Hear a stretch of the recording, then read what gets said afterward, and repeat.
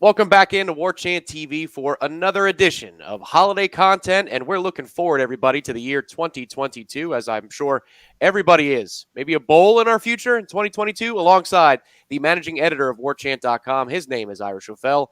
My name is Tom Lang. I'm the director of original content at Warchant.com, and today, that's right, 5 players who need to step up in the year 2022 for Florida State football. Before we get going on that, make sure to hit the like button right underneath this video and the subscribe button right next to it. There's one more button, everybody. It's the bell. You can see the graphic right there.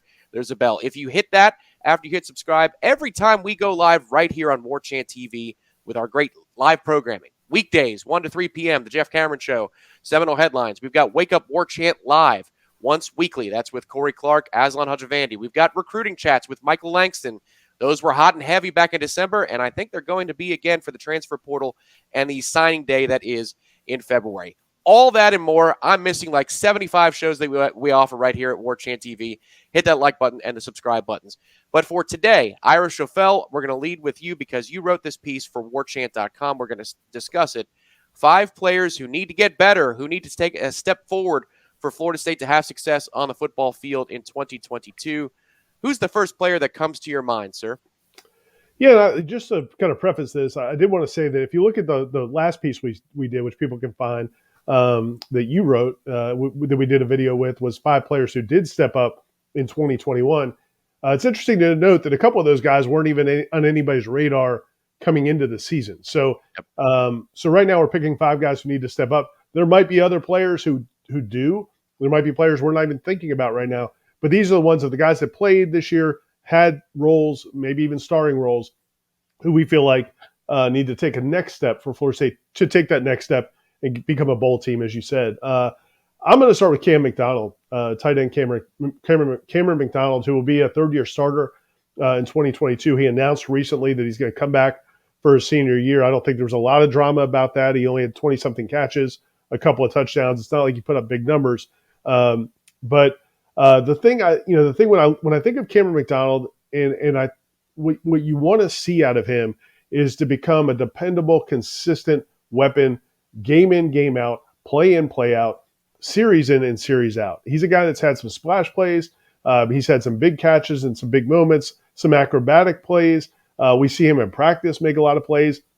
He's a guy coming out of California, was a 4-star, basically played split out wide as a receiver. Made a ton of plays at that size.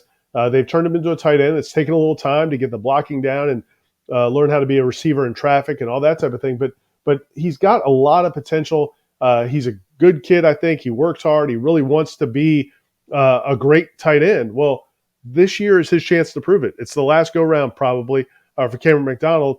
And I think if he can give Florida State not just the splash plays, but the consistency, those tough throws.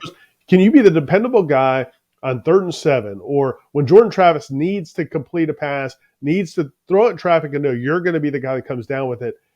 Cameron McDonald needs to take his game to that level, not just be a guy who contributes. And I think he can do that. And I think he thinks he can do that. And I think now is a chance for him to prove it. Yeah, there were times, Ira, last year where this is specifically with Jordan at quarterback. It was almost like the two of them would run a 2-man game. And you could see it with the RPO elements in the offense that, Cam would release in little quick throws or quick routes or little sideline 7-yard hitters, whatever. He and Jordan had some rapport in those moments. But you're right. I can remember 2 or 3 of those instances. And then from there, it's, well, Jordan's got 3rd and 7. Who's he going to? There are so many quarterbacks in the NFL, for example, and it's easier there because guys have staying power. They sign a 2nd and a 3rd contract that where they're going to go with the football. You have a pretty good idea of who they like in 3rd and got to have it.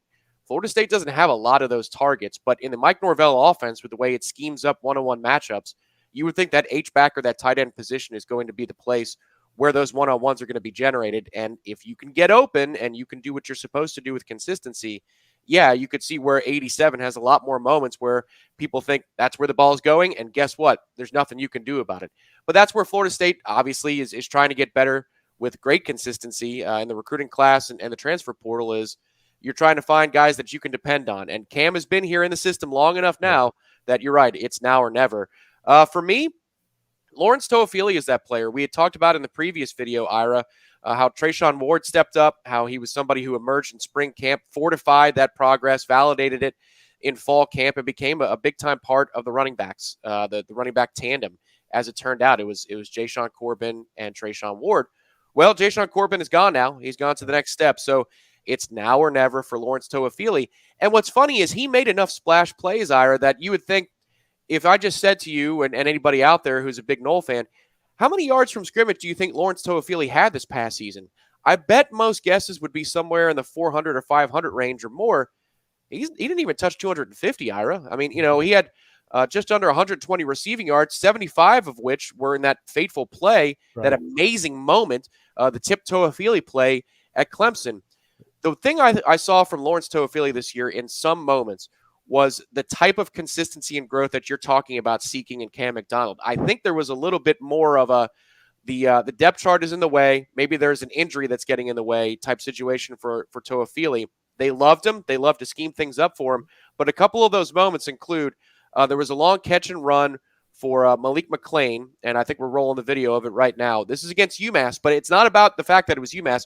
Toafili's releasing on a wheel route, on a rail route, just like the touchdown play he scored against Clemson. Well, he didn't get the ball, but he doesn't pout. He turns up field, and he lays a big block 20 to 30 yards down the field. There was a catch to pick up a huge first down against Syracuse on a simple 6-and-out for Lawrence Toafili. But that's a big play and a big moment, and everybody knows that you've got to go make that play. He did. That's a big confidence booster. And then, of course, there's the play up at Clemson. But Lawrence Toafili, I don't know that he'll ever be big enough to be a 15 to 20 carry a player game or a 15 to 20 touch player for Florida State in this offense, but he's explosive. There are very few bodies right now in Florida State's roster, Ira, that can change the scoreboard with one touch. I think Toafili could be one of those guys if his development continues this spring and fall camp. Yeah, it's a great pick. And in the last video, I complimented myself for my Trayshawn Ward observations during preseason camp. And this was one where I missed it completely. I picked Lawrence Toafili to be their guy this past season. I thought he would be the top running back. I thought based on what we saw of him as a true freshman, when he averaged over 9 yards a carry through some injuries, I thought he would end up being the featured back. Jayshon Corbin ended up being better than I expected. Trayshawn Ward ended up taking a lot of those second-team reps.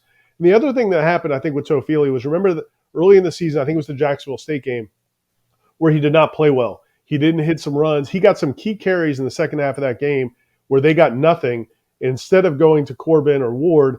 And I don't know if that affected his confidence. Then he got banged up. But we didn't see the Lawrence Toafili we thought we were going to see. And to your point, I mean, I'm with you 100%. The one thing one of the other things I like about him, part of the reason I was so excited about him in that last season was what you hear about him away from the field is in meetings, they say he's the guy at the front of the room taking notes. He wants it. Like, he is dedicated, wants to do everything he can to be a great player. And then when it doesn't happen, you want to see how he responds to it. And I think that this is a huge offseason for him. And I think, you're right. The time is now. Jayshon Corbin goes pro. They're not looking to sign a bunch of running backs to bring in. They're really counting on it being, I think, Lawrence Toafili and Trayshawn Ward as the featured backs. And unless something crazy happens in the portal, and it's a great pick, Tom. Well, and there's a lot of things that he can do in the slot too, with Right. the way the formations are so multiple here at Florida State. I mean, he could be a matchup nightmare. And you're right. The Jacksonville State example is a good one because I think it not only was a moment that might have shook his confidence, but it shook the coaching staff's confidence in Lawrence. But that's why that Syracuse play, I think, is even bigger than the Clemson one, because that's a moment where you're on the field, and maybe if somebody else is more fresh, they'd be on the field instead. But then you come through and you get that conversion, and you have the hands to make the play, and then you have the body control to hold on to the ball, turn up field, go get the first down. That's something that might be leaned upon moving forward for Lawrence. Now, there are more players, everybody. Those are just a couple of the players. It's 5 players that need to step up in the year 2022 for Florida State to get where it needs to go. Ira talked about it earlier in the video. We have a partner piece with this, and it's 5 players who did step up. Maybe guys that we didn't expect, maybe some guys that we did. That you can see that link right now, right here. So when we're done with this video, as we're wrapping up right now on Warchant TV, click over to that one if you haven't already. Throw us a like and subscribe to the channel if you have not, because every time you do that, more Nole fans who are looking for great coverage from Warchant and Warchant TV, they're going to find us. For Ira Schoffel, the managing editor of Warchant.com, my name is Tom Lang. We hope everybody is having a safe and a happy holiday, and we'll talk to you next time on Warchant TV.